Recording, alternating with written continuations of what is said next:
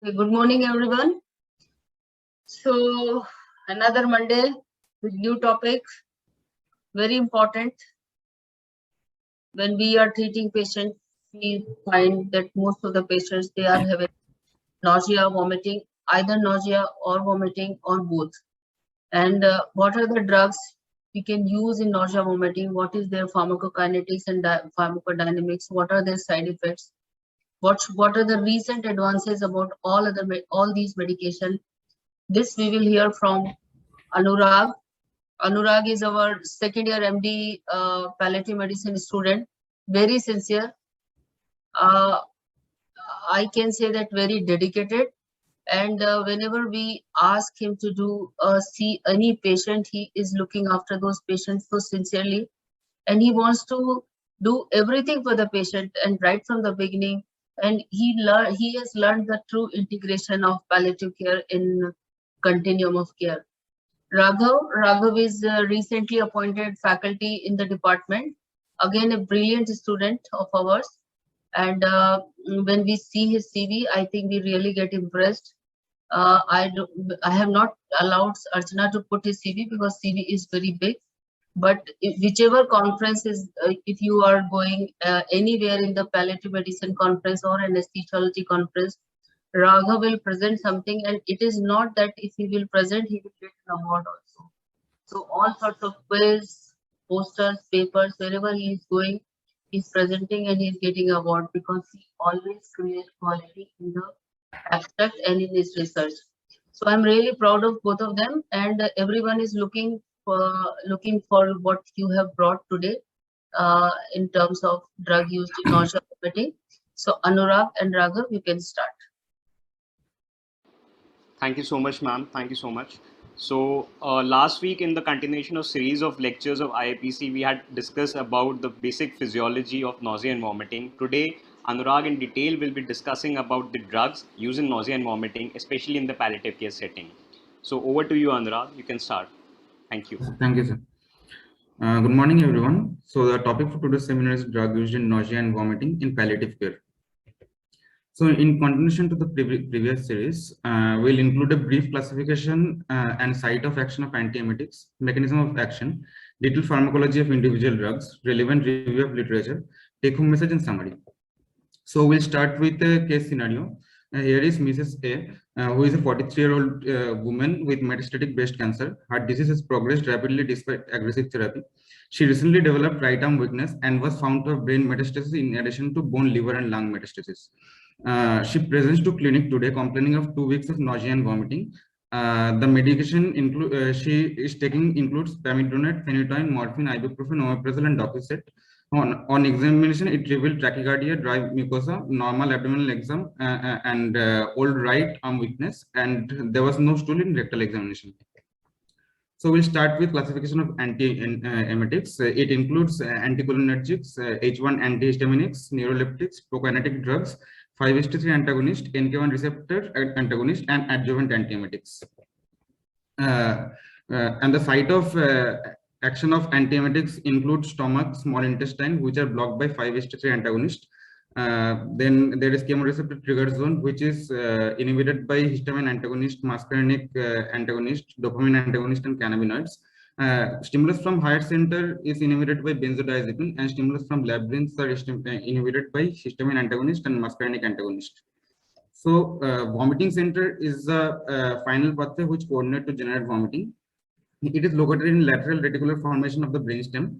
The afferent fibers from higher cortical centers, cerebellum, vestibular apparatus, and vagus and glossopharyngeal nerves comes to the vomiting center with various stimulus, which activates the vomiting center, and then the efferent fiber travel from the vomiting center through glossopharyngeal, vagus nerve, hypoglossal, trigeminal, facial, and spinal nerves to the guard, diaphragm, and abdominal muscle, and with all of them coordinating to generate vomiting. So coming to the classification of antihistaminics, it is basically divided into two generations, the first generation and the second generation. The first generation is only having antiemetic potency along with anticholinergic potency and sedative effects. Cyclizine is the prototype drugs of antihistamine and antimuscarinic. It is a piperazine derivative discovered in 1947. The mechanism of action is primarily by blocking histamine and muscarinic cholinergic receptor in the vomiting center. The onset of action is 30 to 60 minutes with peak plasma level reached in 2 hours. Elimination half-life is 20 hours orally and 13 hours IV. And the duration of action is 4 to 6 hours. It belongs to the biopharmaceutical classification system class 1, which is high solubility and high permeability, and hence the volume of distribution is high. It has moderate oral bioavailability of 50% because of high first-pass metabolism, and very little appears to be excreted in urine unchanged, and metabolized in liver by norcyclism by cytochrome P2D6.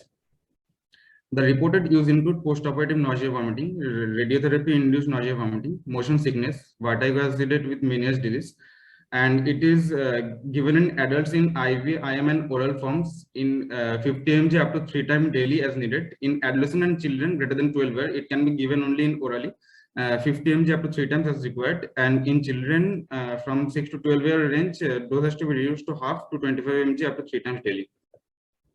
The adverse effects include blood vision, dry eyes, and then drowsiness, dizziness, confusion, hallucination, dry mouth, tachycardia, constipation, and dry skin, and urine retention. In patients with gastrointestinal dysmotility, they may develop postural orthostatic tachycardia syndrome. So there is an article which was published in 30th of March 2020 in the British Journal of Nursing Community by Rebecca Baldwin. It states that the cyclizine can be effective antiemetic depending on the etiology for patients with advanced cancer. Coming to prokinetic drugs, metoclopramide is a substitute benzamide which is chemical related to prokineamide, but its pharmacological action is different. It is introduced early in 1970s as a gastric herring agent, and it is commonly used as antiemetic. It acts both in GIT as well as CNS. So the mechanism of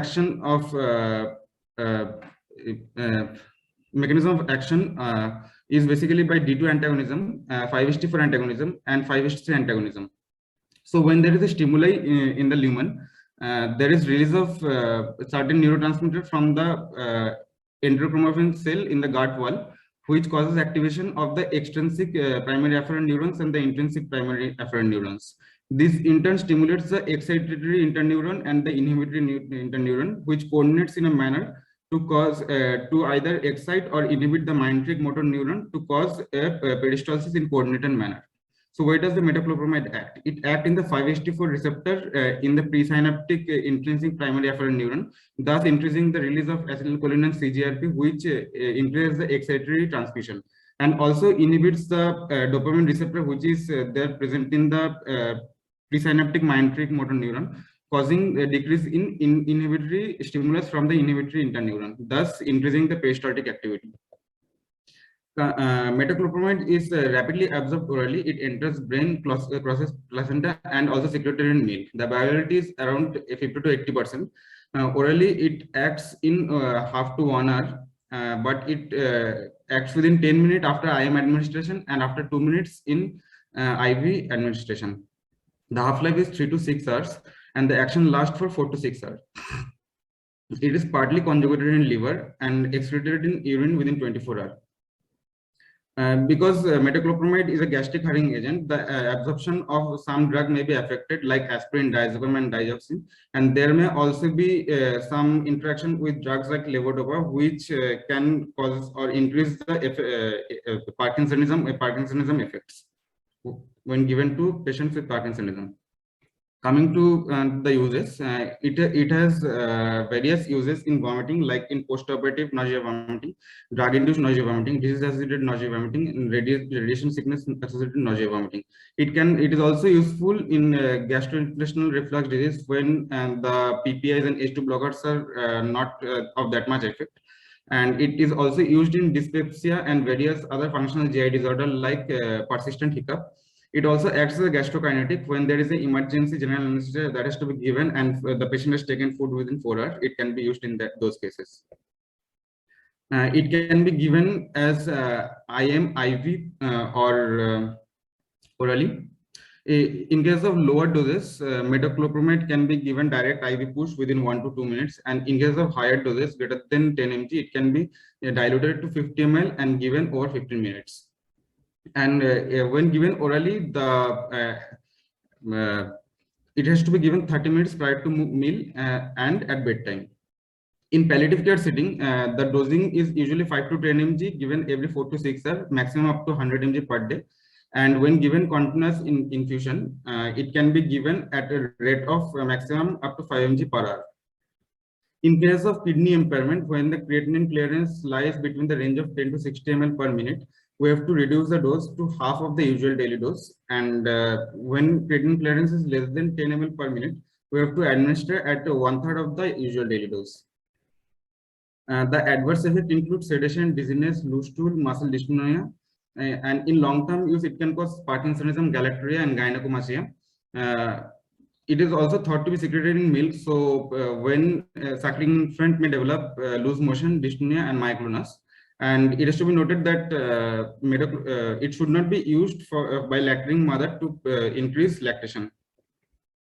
So an article which was published in 2019 conducted by Ahmad Al-Safar on the role of metoclopramide in the risk of tardive dyskinesia in patient with gastroparesis.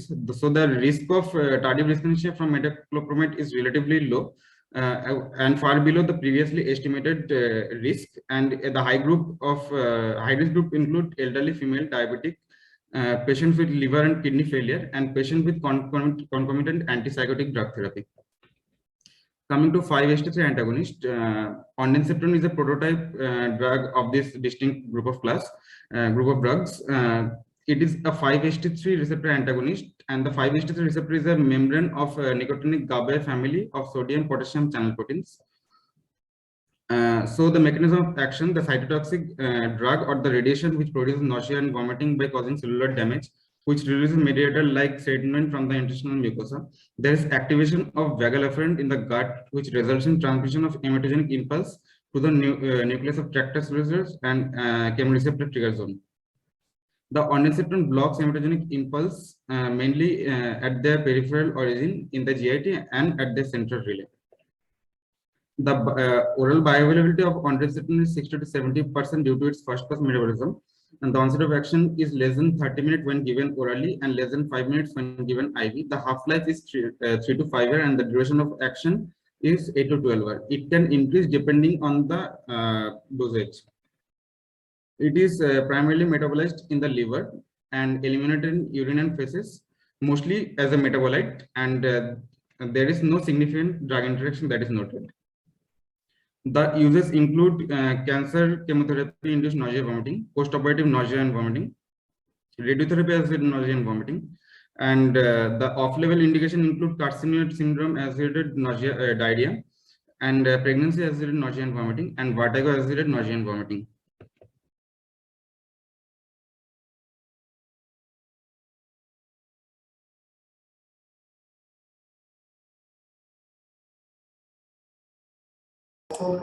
Dr. Anurag, we can't hear you. Can you unmute? Yeah, thank you. So in acute or severe, when there is acute or severe nausea and vomiting, it can be used as a single 4 mg dose, either given oral, IV, or IM. In case of high-risk radiation therapy, it can be given as 8 mg BD or 16 mg BD along with dexamethasone 1 to 2 hours prior to each fraction of radiation. In case of moderate emetogenic risk, the same regimen can be followed with or without dexamethasone. And in case of low emetogenic risk, there is no routine prophylaxis that has to be given. So it has to be given 30 minutes before chemotherapy, 2 hours before radiation, and 30 to 60 minutes before surgery or induction of anesthesia. The side effects of ondansetron are very less, and it is usually well tolerated. And the only common side effect that includes are headache and dizziness. There is a report of mild constipation and abdominal discomfort, and also hypotension, bradycardia, chest pain, and allergic reactions are also reported after IV injections. Coming to NK1 receptor antagonist, so aprepitant and fosaprepitant are the drugs which are included in this group.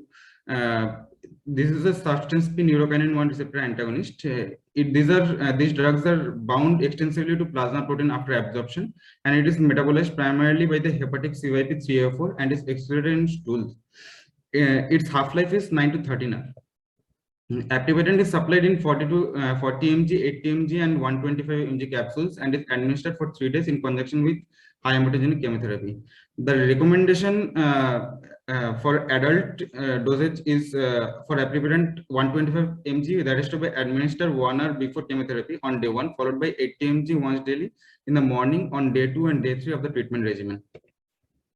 So aprepitant is used mostly for chemotherapy-induced nausea and vomiting and prevention of post-operative nausea and vomiting. The side effects include fatigue, headache, neutropenia, hypotension, asthenia, constipation, diarrhea, dyspepsia, abdominal pain, and hiccup. It has to be noted that aprepitant is contraindicated in patients on concomitant cisapride or pemoside in whom life-threatening prolongation has been reported. Coming to neuroleptic antiemetics, like olanzapine, which is a thiobenzodiazepine derivative, it binds to many types of dopaminergic as well as serotonergic receptor. It also antagonizes the action of muscarinic receptor and also the alpha adrenergic and histamine H1 receptor. Olanzapine also has a low antagonistic effect on N-methyl D-aspartate receptor. The bioavailability of olanzapine is up to 80 to 90% with peak serum concentration reached approximately in 6 hours, and when given IV, the peak serum concentration is reached in 45 minutes. The plasma protein binding rate is about 90%, and the elimination half-life of olanzapine is approximately 30 hours, and the plasma equilibrium is reached in 5 to 7 days. Up to 40% of the administered dose undergo hepatic first-pass metabolism before it enters the systemic circulation, and olanzapine is metabolized in the liver and excreted through urine and feces. So the labeled indication of olanzapine use is delusion infestation, bipolar disorder, major depressive disorder, and schizophrenia. And the off-label use include chemotherapy-induced acute and delayed nausea and vomiting, chemotherapy-induced breakthrough nausea and vomiting, nausea and vomiting associated with advanced cancer. And the other off-label use of olanzapine include agitation, anorexia nervosa, Huntington disease-associated chorea, and hyperactive delirium. So there is no adjustment in hepatic and kidney impairment. It may be administered IM, IV, or oral tablet, and the usual doses ranges between 2.5 to 5 mg in palliative care setting and up to 30 mg in psychiatric setting. The side effect of olanzapine is mainly because of its antagonism of various receptors. It causes blockage of M1 muscarinic receptor, causing constipation, urinary retention, and xerostomia. It can also cause extrapyramidal syndrome like acute dyspnea, akathisia, Parkinsonism, and tardive dyskinesia when given dosage in excess of 20 mg per day. There is also report of increased sedation because of its blocking action on H1 histamine receptors, and orthostatic hypotension because of blocking of alpha-1 adrenergic receptor. On long-term use of olanzapine, it can increase appetite, which may be beneficial in the palliative care setting. So, this study was conducted and published in JAMA, Journal of American Medical Association Oncology by Rudolph et al. It states that olanzapine at 5 mg per day can be effective in controlling nausea and vomiting and improving other symptoms and quality of life parameters. Coming to haloperidol, haloperidol is a first-generation antipsychotic that is used widely around the world. It is a typical antipsychotic as it works on positive symptoms of schizophrenia, such as hallucination and delusion. Haloperidol exerts its antipsychotic action by blocking dopamine D2 receptor in the brain, as well as its antiemetic action by blocking D2 receptor in the CTZ. It also has noradrenergic, cholinergic, and histaminergic blocking action. It has got less first-pass metabolism and has a average systemic bioavailability of 65%. They are highly lipid soluble and protein bound. It is metabolized in the liver, and the IV peak, it takes 20 minutes to reach the peak concentration when given intravenous, and when given intramuscular, it takes 30 to 40 minutes to reach the peak concentration. The elimination half-life is about 20 hours.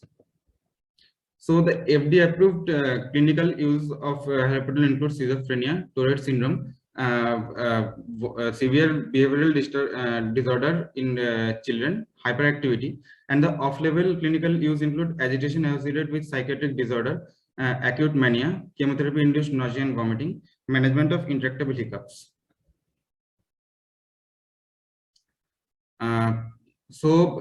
Haloperidol is available in two formulations. One is the injection oil, that is a Decanate, which should be given only as IM and we should not administer as IV, and the lactate solution, which can be given as both IV and IM.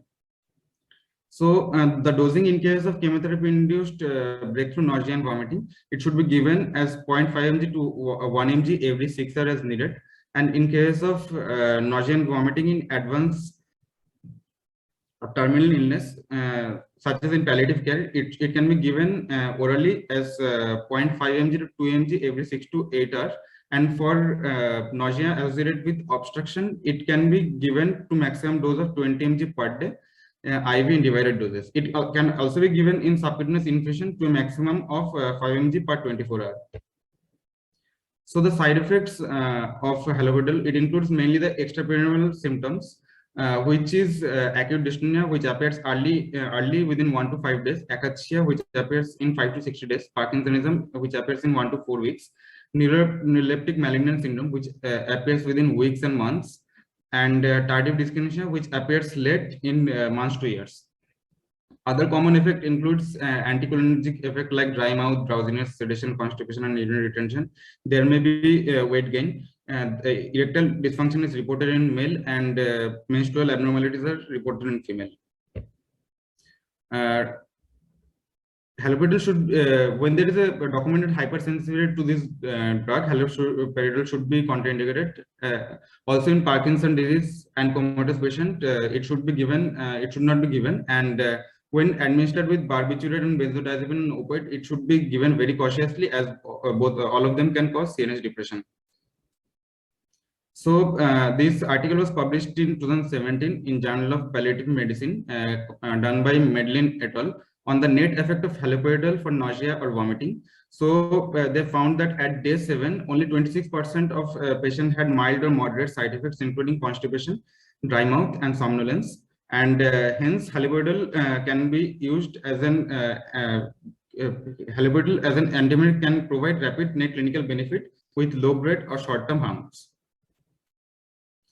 Coming to adjuvant antiemetics, benzodiazepines such as lorazepam and alprazolam by themselves are not very effective antiemetic, but the sedative, amnestic, and anti-anxiety effects can be helpful in reducing the anticipatory component of nausea and vomiting patients. So the mechanism of benzodiazepine, it mainly inhibits the GABA receptor in the central nervous system, thus enhancing the inhibitory effect of the GABA in these neurons.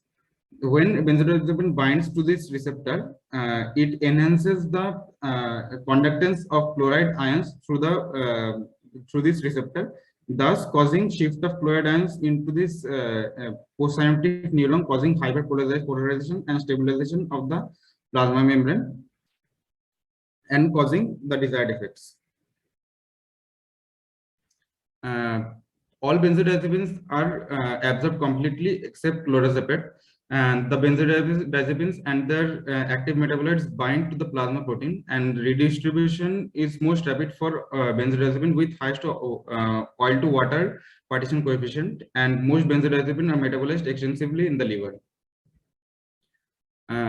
The FDA-approved indication includes short-term relief of anxiety symptoms related to anxiety disorder, anxiety-associated insomnia, anesthesia pre-medication in adults to relieve anxiety or to produce sedation and amnesia, and for treatment of status epilepticus. Other off-label indications include rapid tranquilization of the agitated patient, alcohol withdrawal syndrome, insomnia, panic disorder, delirium, chemotherapy-associated anticipatory nausea and vomiting, as an adjunct or breakthrough in case of breakthrough, and psychogenic catatonia. It can be administered as IM, IV injection, or oral. When these routes are not available, it can also be given as subcutaneous, rectal, or through the sublingual route. For anticipatory and breakthrough nausea and vomiting, as an adjunct to conventional antiemetic, it can be given in the dose of 0.5 mg to 1 mg every 6 hours as needed, up to dose of 2 mg. So there is a double-blinded placebo-controlled trial conducted by Akane Ono on the impact of adjuvant lorazumab with granisetron on chemotherapy-induced nausea and vomiting in pediatric with acute lymphoblastic leukemia.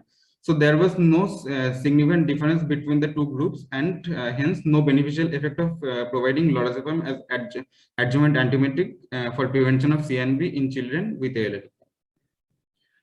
Coming to dexamethasone, which is a useful adjunct in treatment of nausea in patients with widespread cancer, and possibly by suppressing peritumoral inflammation and prostaglandin production. So the mechanism of action of dexamethasone is not exactly clear. However, it is postulated that it is an anti-inflammatory effect, direct central action at the solitary tract nucleus, interaction with different neurotransmitters, maintaining the normal physiological function of organs and systems, regulation of hypothalamic pituitary adrenal axis, and by reducing pain. And dexamethasone and its analogs are orally very effective. They are also absorbed systemically from different local sites. After absorption, 90% or more of the cortisol in plasma is reversibly bound to protein, like transcortin and albumin, and dexamethasone is predominantly bind to albumin. The uses of dexamethasone are vast, and in oncologic setting, dexamethasone is used in cancer-related cachexia, cancer-related pain, cerebral edema associated with brain tumor, as a part of anti-emetic regimen in radiation therapy associated nausea and vomiting, chemotherapy-induced nausea, vomiting and prevention, and post-operative nausea and vomiting and its prevention. It is also used in neoplastic epidural spinal cord compression for symptomatic relief, and also in malignant bowel obstruction.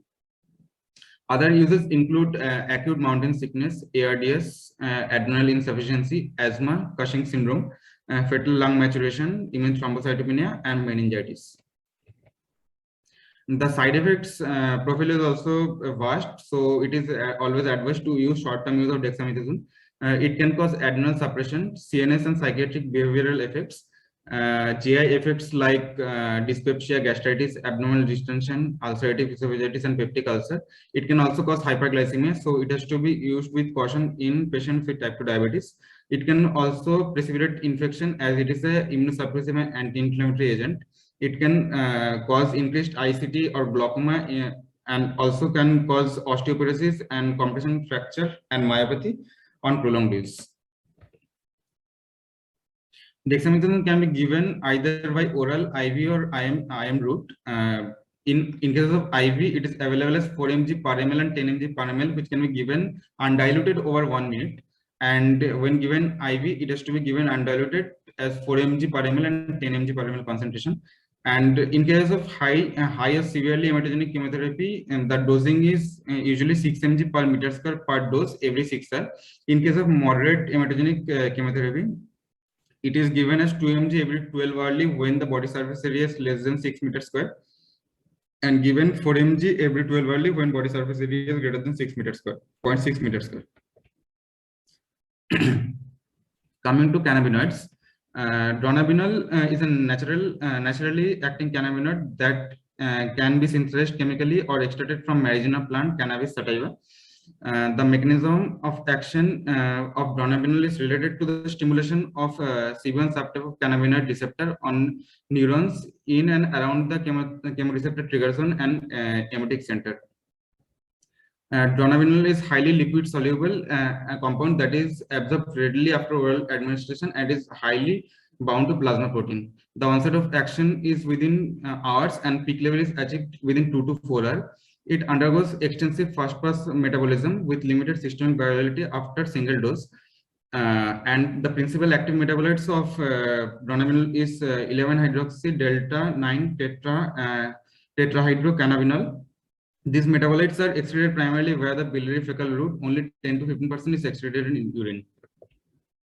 Dronabinol is useful as a prophylactic agent in patients receiving cancer chemotherapy when other antiemetic medications are not effective.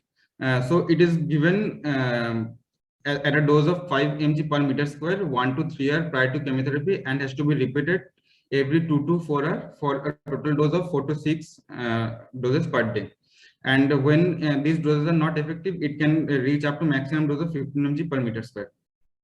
For other indication, the usual starting dose is 2.5 mg twice a day. It can be titrated up to maximum 20 mg per day.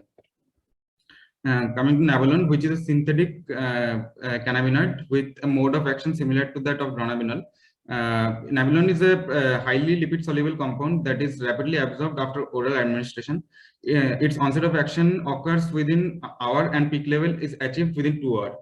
And the half-life is about 2 hours for the parent compound and 35 hours for its metabolites. The metabolites are excreted primarily by the biliary fecal route, and only 25% is excreted in urine. Navalone is a useful prophylactic agent in patients receiving cancer chemotherapy when other antiemetic medication are not effective. Dosage in the range of 1 to 2 mg can be given the night before chemotherapy, and usual starting dose before the 1 to 3 hours before chemotherapy has to be given, and it has to be given every 8 to 12 hours during the course of chemotherapy and for 2 days following its cessation. The use of dronabinol and navalone are limited because of its adverse side effects. It can cause drowsiness, dizziness, vertigo, euphoria, ataxia, depression, lack of concentration, and sleep disorder. It can also cause xerostomia, visual disturbance, and various other cardiovascular effects like cardiac arrhythmia, hypotension, cerebrovascular accident, chest pain, flushing, hypertension, orthostatic hypotension, palpitation, syncope, and tachycardia. So there was a study which was conducted by Antonio Gabriel et al. And is published recently on the olfactory distraction of management of nausea in palliative care patients. Even with the use of antiemetics, when the patient is having refractory nausea, there are severe side effects because of use of these antiemetics, like prolonged QT interval, or there is Sednon syndrome, extrapyramidal side effects, or sedation. Olfactory distraction can be considered as a safe and effective way in alleviating nausea in these patients. There is an article which was published in 2020 on the importance of palliative care in nausea and vomiting by Rita J. Wickham.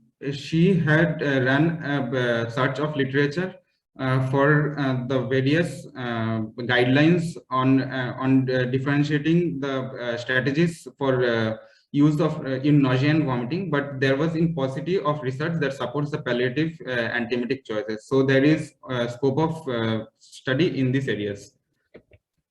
So coming back to the case scenario, Mrs. A, who was a 43-year-old woman with metastatic breast cancer.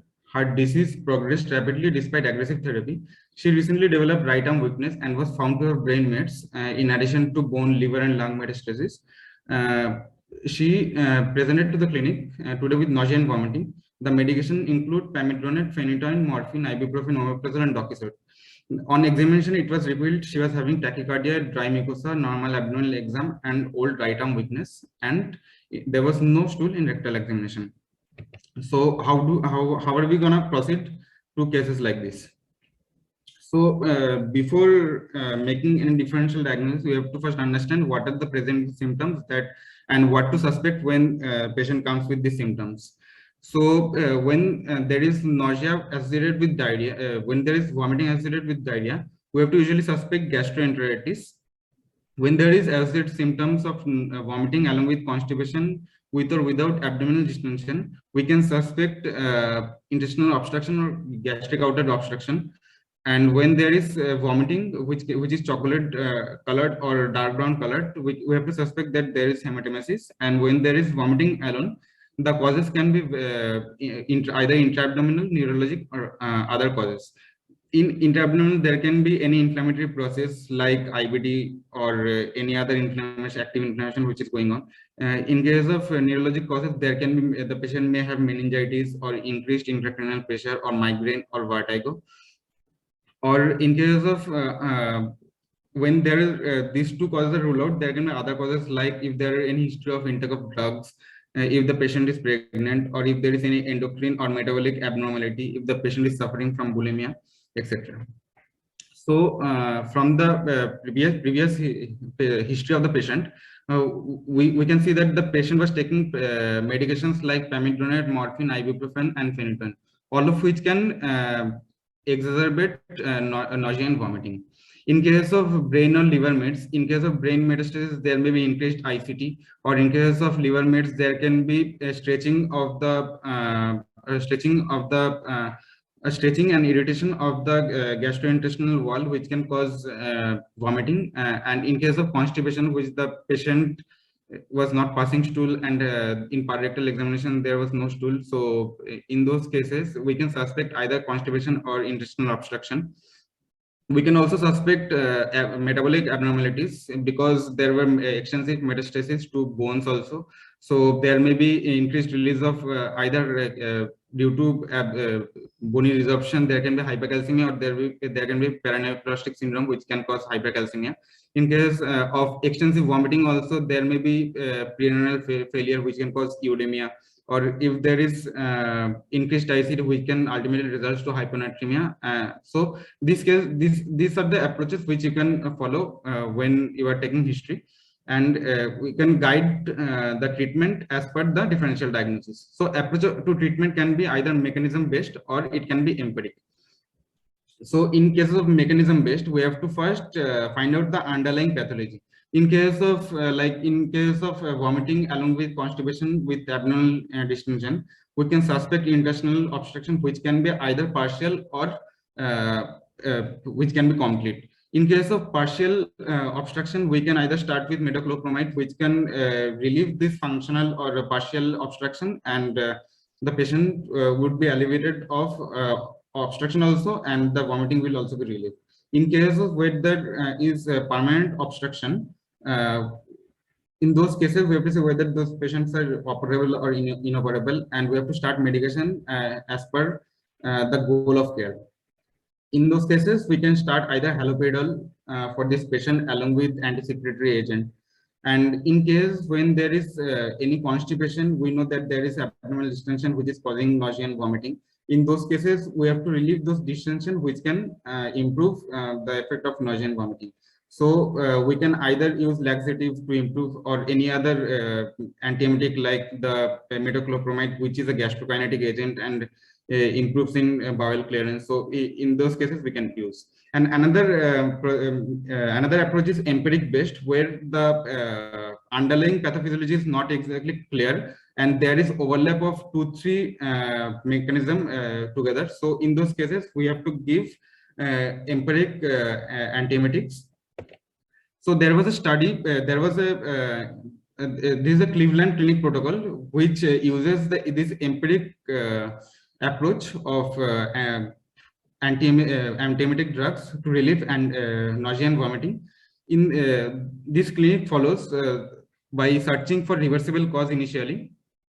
If there is any reversible cause, like any electrolyte abnormality, or if there is any metabolic abnormalities, or if there is any other causes that can be reversed, like so in those cases they first try to reverse those causes, and after that they give antiemetic by the antiemetic through their empiric approach.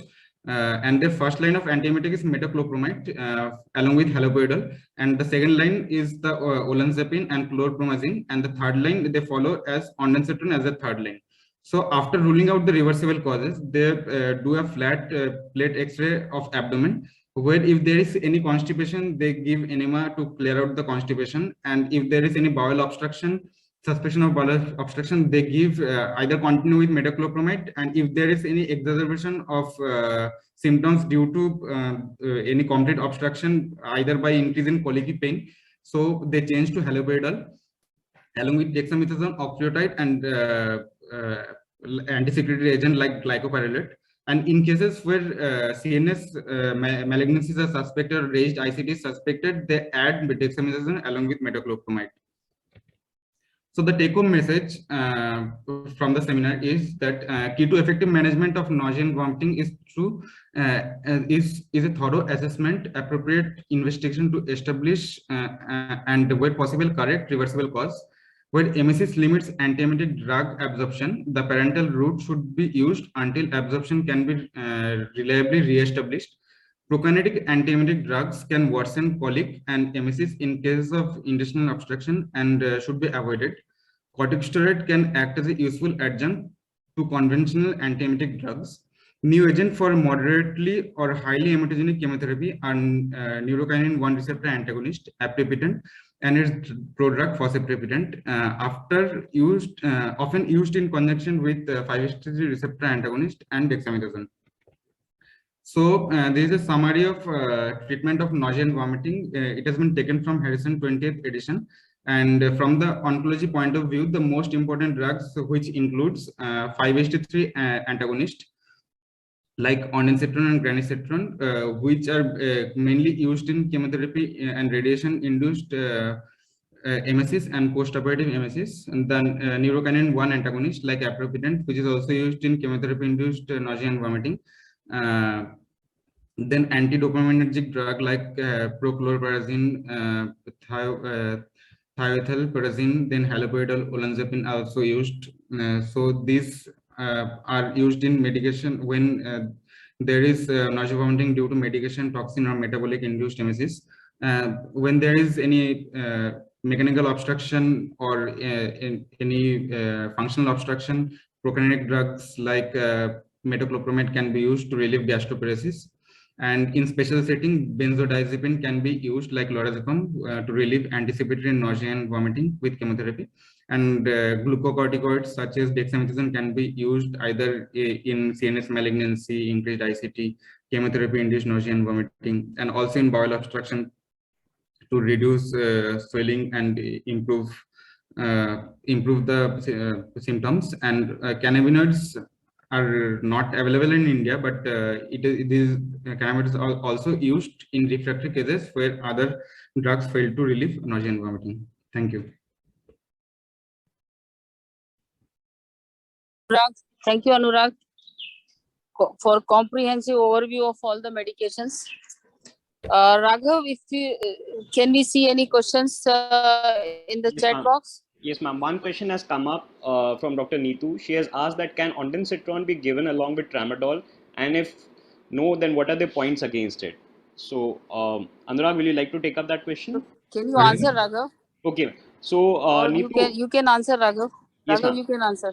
Okay, so Neetu, the thing is that tramadol is a central analgesic which is dependent upon the local serotonergic concentration. So ondansetron is a 5-HT3 antagonist.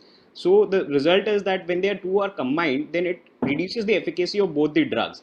So when the ondansetron is given along with tramadol, it results in reduced analgesic efficacy of tramadol as well as the reduced anti-emetic efficacy of ondansetron. So ideally, we should not be combining these two agents. This is one of the very common mistakes which has been done in the clinical setting, that many people give ondansetron along with the tramadol to continue to control the nausea and vomiting. Thank you, Raghav. There is one more question, Raghav. Yes, ma'am. Just a minute. From Dr. Devsana. What are the possible side effects of Perinom given for hiccups in a CA colon patient undergoing chemotherapy after surgery?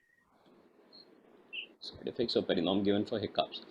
So in general, Dr. Devsana, there are no particular side effects when the patient is given Perinom in a CA colon patient. But yes, we have to keep in mind that Perinom, that is the metoclopramide, it causes it basically used in the case of partial obstruction cases. So we have to be very careful that if the patient, we are suspecting that patient may be having a complete obstruction, then we have to be very careful when we are giving metoclopramide in any intestinal obstruction cases. So CA colon patient may be having a possibility of obstruction even after surgery, and patient is undergoing chemotherapy. So that we have to be careful. One thing I'd like to add in this question is that metoclopramide is a prokinetic drug. After any abdominal operation, it should not be used in the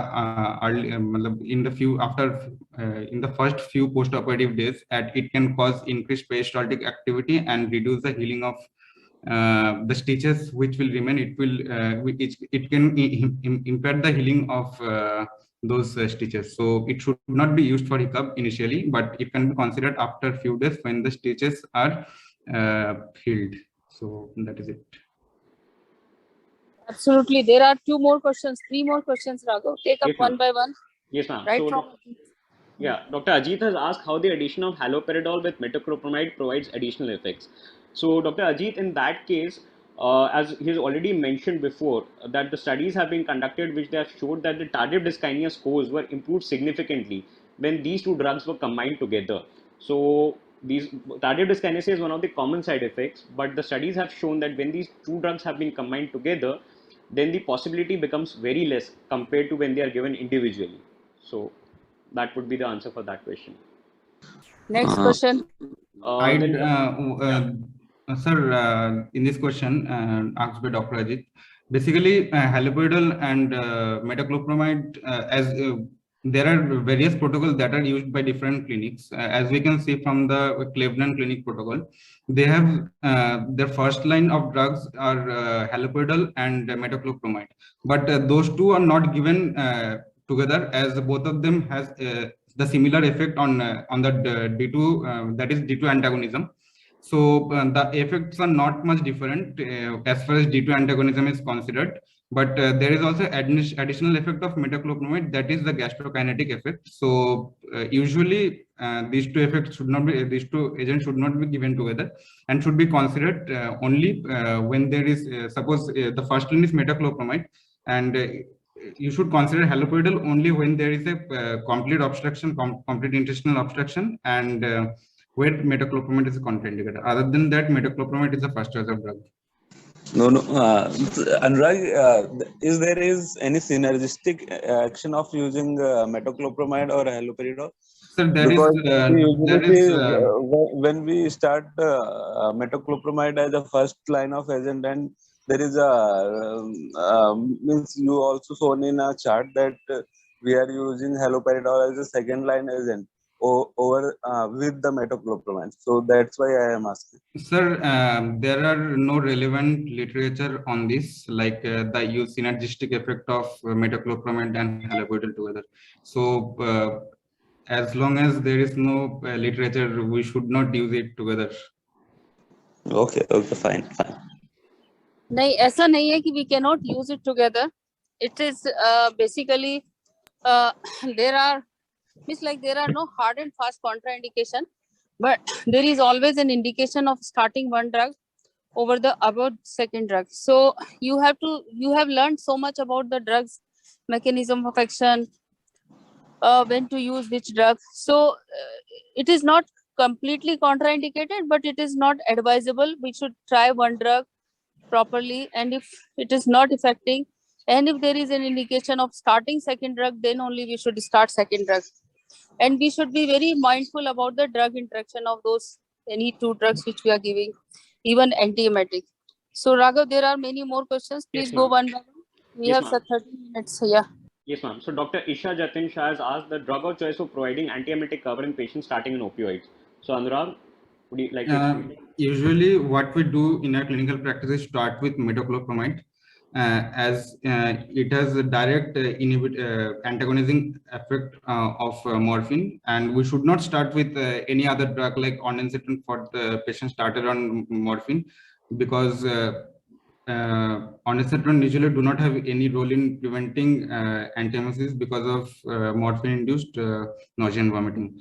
And also one thing is that perinorm helps in also is as a prokinetic agent. It also helps in clearing it also helps in gastrokinesis. So the morphine-induced constipation is also relieved. So it is better to use metoclopramide as a first-line agent for opioid-induced constipation and nausea and vomiting. So Anurag, till now everybody has learned that the first line of drug, first antiemetic of choice of morphine-induced nausea vomiting is haloperidol. So you are saying it is metoclopramide. So is there are any evidence about it? Otherwise, the first line remain the haloperidol. Ma'am, Are there any? actually, I have searched for literature, but there are not enough. I could not find any article on this aspect. But obviously, ma'am, actually, both are considered because of the additional effect of metoclopramide as a gastrokinetic. It can be also considered as. So yes, definitely this may be the reason that haloperidol has a lot of side effects, and most probably because of the additional benefit of metoclopramide, people are using metoclopramide, but till now literature says that haloperidol is drug of choice for. So I think we can ask Nandini this question. Nandini, you are here. Can you elaborate on this? What should be the resident should be using because haloperidol versus metoclopramide? Am I audible? Yes, you are audible. Okay, so I think the main principle we need to remember is that it is the CTZ through which morphine causes the all its effects as well as the side effects. So we need drugs which act on the receptors which are present in the CTZ. So from that point of view, both haloperidol and metoclopramide are effective. And then, so I think both are first line depending on the condition of the patient. So as, the presenters have said, we could use either, but metoclopramide probably has a little more advantage in terms when there is a issue with the movement of bowels, and haloperidol may have an advantage of a single dose. So I think depending on the situation, we can choose. Thanks. So I think absolutely. So because of we have to decide case to case basis. Next question, Raghav, please take up next question. Yes, ma'am. So Dr. Devsina, in the continuation of previous question, has asked regarding the CNS side effects of metoclopramide. She had previously asked regarding the side effects of perinom given for hiccups. So Anurag, can you tell her the side effects of perinom? That is the metoclopramide. Perinom, basically, it should be. There is no such hard and fast contraindication, but in case of long-term use, like greater than 3 months, it may induce, because of its dopaminergic antagonism, it can cause features of Parkinsonism, or there may be extrapyramidal side effects which can occur in these patients. Yeah, so the common side effects, Dr. Devsina, is that it causes restlessness, drowsiness, and fatigue in the patients. So these are the common side effects. Dr. Anurag had mentioned that in the long term, you have to be careful if you are using it for a prolonged period. Okay. So Dr. Kakasha has asked, Dr. Kakasha, I would like to request you can you just open your mic and tell regarding your question you have asked, how does DEXA help potentiate the action of trons?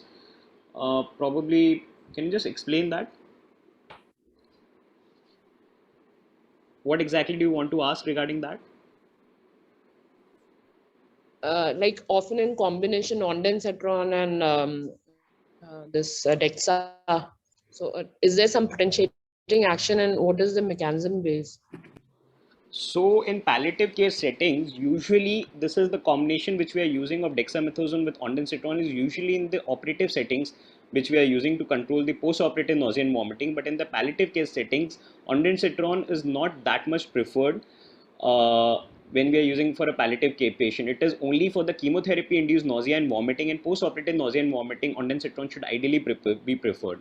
Otherwise, dexamethasone has already been mentioned in the Cleveland protocol that first-line agents remains the haloperidol and the metoclopramide. Second-line agents remain the olanzapine, steroids, and antihistaminic drugs, and the third-line agent comes the ondansetron. So ideally, we do not prefer using ondansetron in combination with dexamethasone.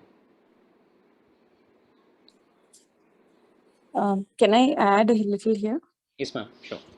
Okay, so when there are situations where, again, metoclopramide is contraindicated, and we suspect some amount of edema in one of the GIT organs, maybe liver, maybe the GI tract, then and ondansetron does have a peripheral GIT effect also. So if we suspect a predominantly emetic cause which is arising from the GIT, we could consider ondansetron. And also when that is an inflammation additionally, then the combination is not right through, only for like first few days to sort of use that glucocorticoid effect and reduce the wall edema, etc. And then stop the steroid. So that is another practice, especially when metoclopramide may not be used due to few other reasons. Thank you, ma'am. So Thank I you, think ma'am. it is absolutely right that this is a very commonly used combination when especially chemotherapy induced nausea and vomiting. Okay, go ahead, Raghav, with the next question. Ma'am, as of now, yeah, Dr. Lekha Raval has come up with the question that use of somatostatin analog octreotide in nausea and vomiting due to gastric outlet obstruction or malignant bowel obstruction. So, Anurag? Somatostatin has a dual effect actually. It can be used in gastric outlet obstruction, but since I have said that it has two effects, at lower doses, it is a gastrokinetic at doses of 50 mg, but at higher doses like 100 mg and 200 mg, it has an anti-secretory effect. So based on the obstruction, whether it is a partial obstruction or complete obstruction, we can adjust the dosage and we can use for like if there is a complete obstruction, we can use in higher doses for its anti-secretory agent, anti-secretory action, and at lower doses if there is a partial obstruction. So that is how we use it. So are there any other question, Raghav? No, ma'am. As of now, this was the last question by Dr. Lekha. So if there are no question and if anybody wants to have any comments, please. Anyone? I can wait for 2 seconds, 2 minutes. Anyone wants to have any comments over and above this seminar? Okay, so if there are no comments, I just want to say one thing, that treating nausea and vomiting will remain challenging most of the time. Very rarely you will find that whatever you have given, patient has relieved completely. It will all depends that how you have talked to your patients and how patient has understood the things. So counseling, making them understand, and their cooperation is very important. And then you have learned a lot today about the various medication. It is important that right medication at the right time and right patient is very, very important. So whatever we have learned today, I think we should remember it so that our incidence of relieving nausea and vomiting and making them comfortable will increase. So it was an important seminar, and thank you, Raghav and Anurag, for comprehensive overview of all the medication, and hopefully everyone will remember, especially residents, and they will not struggle with the medication, because what I have seen when patient is having intractable nausea vomiting, patient is overloaded by too many antiemetics, but it is not required to start too many antiemetics, but right drug, right patient, right time is very, very important, and today's lecture will definitely help you. Thank you very much. Thank you, Archana and Nisha, and thank you everyone for joining. And thank you, residents, for actively participating and asking questions. It really encourages speakers. So we'll see you next Monday before 6:30. Thank you very much.